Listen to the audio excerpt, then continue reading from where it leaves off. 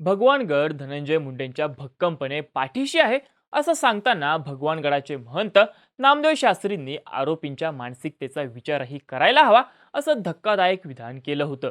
शास्त्रींच्या या विधानानंतर त्यांच्यावर चहूबाजूंनी जोरदार टीका झाली. या विधानावर आक्षेप घेत मृत संतोष देशमुखांच्या कुटुंबाने महंत नामदेव शास्त्री महाराज यांची भगवानगडावर जाऊन भेट घेतली.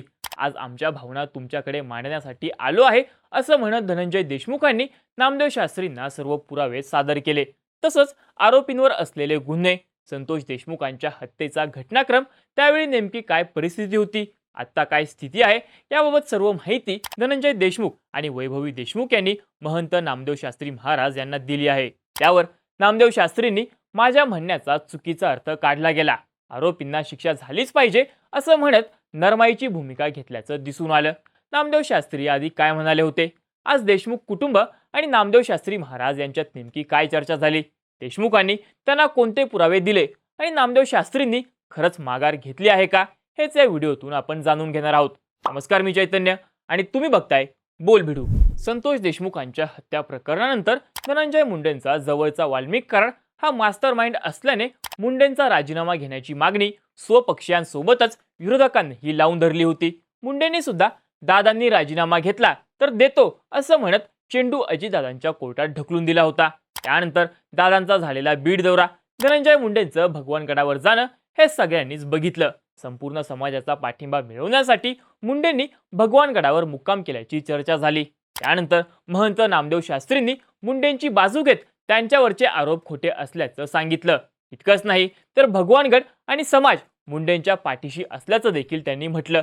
पण धनंजय देशमुखांच्या कुटुंबाने शास्त्रींना भेटण्याचा निर्णय घेतला. तेव्हा घटनाक्रम देताना धनंजय देशमुख म्हणाले की खंडणी मागण्यासाठी आवादा कंपनीच्या कार्यालयामध्ये 6 डिसेंबर 2024ला आरोपी आले होते. त्यावेळी त्यांनी तेथील मस्साजोगचे ग्रामस्थ अशोक सोनवणे या वॉचमनला धक्काबुक्की, शिवीगाळ करत मारहाण केली. त्यांनी हा प्रकार गावातील नागरिकांसह सरपंच संतोष देशमुखांना सांगितला. त्यावेळी महापरिनिर्वाण दिन असल्यानं गावातील 20 ते 25 लोक जमले होते. ते सर्वजण घटनास्थळी गेले. त्यावेळी आरोपी आणि गावकऱ्यांमध्ये हातापाई झाली होती. झालेल्या प्रकारानंतर PSI शिंदे यांना फोन केला. मस्साजोग ग्रामस्थांचा पोलिसांना काहीही ताण नव्हता. शिंदे साहेबांना घटनास्थळी बोलावून गावकऱ्यांच्या विरोधात जात सर्व आरोपींना पोलिसांच्या संरक्षणात जाऊ दिलं. त्यानंतर पोलीस ठाण्यात गेलेल्या सोनवणेंची तक्रार पोलिसांनी घेतलीच नाही. त्यांनी आरोपींविरोधात ॲट्रॉसिटीचा गुन्हा दाखल करण्याची मागणी केली होती. मात्र पोलिसांनी ॲट्रॉसिटीची तक्रार न घेता किरकोळ गुन्हे दाखल केले. जर सोनवणेंची तक्रार नोंदवून घेतली गेली असती तर आज संतोष देशमुख जिवंत असते असं मतही धनंजय देशमुखांनी व्यक्त केलंय. तसंच आरोपींना मारहाणीचा राग आला होता तर त्यांनी सांगितलं असतं की तुमचं चुकलंय, माफी मागा, तर आम्ही तेही केलं असतं असं म्हणत धनंजय देशमुखांनी सर्व आरोपींवर असलेल्या सर्व गुन्ह्यांची कागदपत्रच महंतांना दाखवली.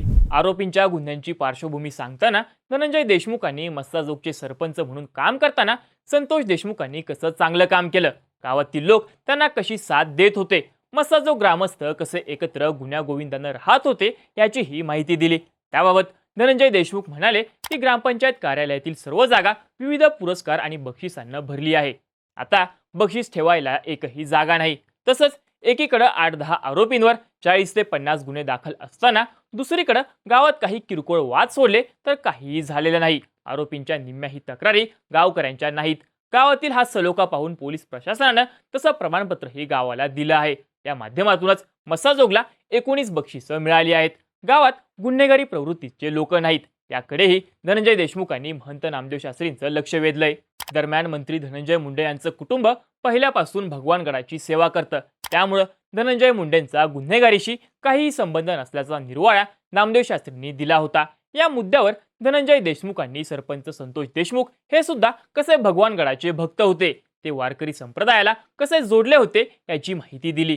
त्याबाबत धनंजय देशमुख म्हणाले की संतोष देशमुख यांच्या कुटुंबासह पहिल्यापासूनच भगवानगडावर येत होते. तेही भगवानगडाचे भक्त होते. त्यासाठी धनंजय देशमुखांनी भगवानगडावरील संतोष देशमुख यांचे काही फोटोही नामदेव शास्त्रींना दाखवले. तसंच संतोष देशमुख हे गेली 24 वर्ष पंढरपूरच्या वारीत सहभागी होत होते याचीही माहिती धनंजय देशमुखांनी शास्त्रींना दिली.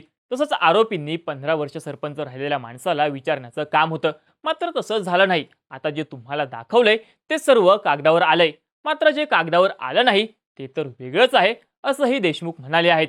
देशमुख हत्या प्रकरणाला जातीवादाचा रंग दिला जात असल्याचाही आरोप देशमुखांची बाजू घेणाऱ्यांवर केला जात आहे. तसंच महंतांच्या आरोपींची मानसिकता काय या विधानावरही देशमुखांनी सविस्तर उत्तर दिलंय. देशमुख म्हणाले, आमच्याकडे मनोहर मुंडे नावाचे माळकरी गृहस्थ आहेत. ते 22 वर्षांपासून आमच्या शेतीवर काम करत आहेत. त्यांची 4 मुलं आहेत. त्यातील एक मुलगा पुण्याला असून 3 मुलं शेती करतात. 2003 पासून त्यांनी पिकवलेलं सर्व धान्य आम्ही खातोय. आता संतोष देशमुख गेल्यापासून मनोहर मुंडेंच्या तब्येतीवर परिणाम झालाय. त्यांचं वजनही कमी झालंय. जर देशमुख कुटुंब जातीवाद करत असतं तर ते कुठेतरी दिसून आलं असतं. दलित समाजाच्या बांधवाला संतोष देशमुख वाचवायला गेले होते. गेल्या 22 वर्षांपासून वंजारी समाजाचे मनोहर दादा जे पिकवतात तेच अन्न आमची दुसरी पिढी खात आहे. त्यामुळे खरी मानसिकता या आरोपींची तपासायची गरज होती. हे आरोपी ज्या ऑफिसमध्ये बसायचे, ते ज्या गाडीत फिरायचे, या आरोपींसोबत ज्यांचे फोटो आहेत त्या लोकांनी या माणसांची मानसिकता तपासली असती तर समाजात अशा गोष्टी घडल्या नसत्या, असंही देशमुख म्हणाले आहेत. तसंच ज्यांना या आरोपींची बाजू घ्यायची आहे तेच देशमुखांच्या हत्येला जातीयवादाची किनार लावत असल्याचं मतही धनंजय देशमुखांनी व्यक्त केलंय. धनंजय देशमुखांच्या म्हणण्यानंतर नामदेव शास्त्री महाराजांनी आपली बाजू मांडली. ते म्हणाले, देशमुख कुटुंब हे पहिल्यापासूनच भगवान बाबांना मानणारं कुटुंब आहे. संतोष देशमुखांची शेती मुंडे परिवार करत होतं. मसाजोगमध्ये जातीय सलोखा पहिल्यापासूनच आहे. ते यापूर्वीही किती वेळा गडावर आलेत याचेही फोटो धनंजय देशमुखांनी दाखवले आहेत. ते भगवान गडाचेच आहेत. तसंच त्यांनी आरोपींची गुन्हेगारी पार्श्वभूमी असल्याचे पुरावेही दिले आहेत. त्यामुळं भगवानगड कायम त्यांच्या पाठीशी राहील अशी ग्वाही देतो. त्यांची शेती 3 पिढ्यांपासून मुंडे कुटुंब करतंय. त्यामुळं कुणीही जातीवाद न करता खऱ्या आरोपीला शिक्षा व्हावी असं भगवानगडाच्या गादीवरून माझं सांगणं आहे, असं महंत नामदेव शास्त्रींनी स्पष्ट केलंय. यानंतर संतोष देशमुख यांच्या कन्या वैभवी हिनंही आपलं म्हणणं मांडलं. वैभवी म्हणाली, जसं तुम्ही म्हणाला होता की चापटीमुळे त्यांची मानसिकता तशी झाली आणि त्यांनी माझ्या वडिलांची हत्या केली. आता माझ्या वडिलांवर इतके वार झाले की त्यांचा एकही अवयव शाबूत राहिला नव्हता. त्यांच्या अस्थित फक्त 3 हाडं सापडली होती. मग आमची मानसिकता काय झाली असेल? त्यामुळे तुम्ही माझ्या वडिलांच्या हत्येचं कारण सांगण्यापूर्वी आमचं म्हणणं एकदाच ऐकून घ्यायला हवं होतं. आता ज्यांना आरोपींचं समर्थन करायचंय त्यांनी खुशाल करावं. माझ्या वडिलांनी कधीही जातीवाद केला नाही. मात्र आजही आम्ही न्यायासाठी झुंजतोय. त्यामुळं कुणाला वाचवायला जाणं हाही आपला गुन्हा आहे का? त्यामुळे आम्हाला लवकरात लवकर न्याय मिळावा असंही वैभवीनं सांगितलंय. त्यावर नामदेव शास्त्री म्हणाले, मी काहीही बोललो नाही. मी तुमच्या पाठीमागं आहे. हा जो समाजातील झालेला प्रकार आहे ते वाईट लोकांनी केलेलं काम आहे. तुम्ही भगवानगडाचे शिष्य आहात. मी तुमच्या बाजूने आहे. मात्र माझ्या बोलण्याचा गैरसमज झाला असेल. मी गुन्हेगारांच्या मागे नाही. इतर लोकांनी त्याचा अर्थ वेगळा काढलाय. आता या प्रकरणाला जातीय रंग न देण्याचं आवाहन महाराष्ट्राला करतो आणि देशमुख कुटुंबाला न्याय मिळावा अशी प्रार्थना भगवान बाबाकडे करतो, असंही नामदेव शास्त्रींनी म्हटलंय. थोडक्यात मृत संतोष देशमुखांचे बंधू धनंजय देशमुख यांनी एक प्रकारे नामदेव शास्त्रींसमोर संतोष देशमुख हत्या प्रकरणातील आरोपींचा पाढा वाचला. संतोष देशमुखांच्या आजवरच्या कामाचा सगळा आढावा दिला, ज्यामुळे नामदेव शास्त्रींनी आधी घेतलेली भूमिका आता बदलल्याचं बोललं जातंय. एकंदरीतच भगवानगडावर घडत असलेल्या घडामोडींबद्दल तुम्हाला काय वाटतं? तुमची मतं आणि प्रतिक्रिया आम्हाला कमेंट करून नक्की सांगा आणि अशाच माहितीपूर्ण व्हिडिओसाठी बोल व्हिडिओच्या YouTube चॅनलला नक्की सबस्क्राईब करा.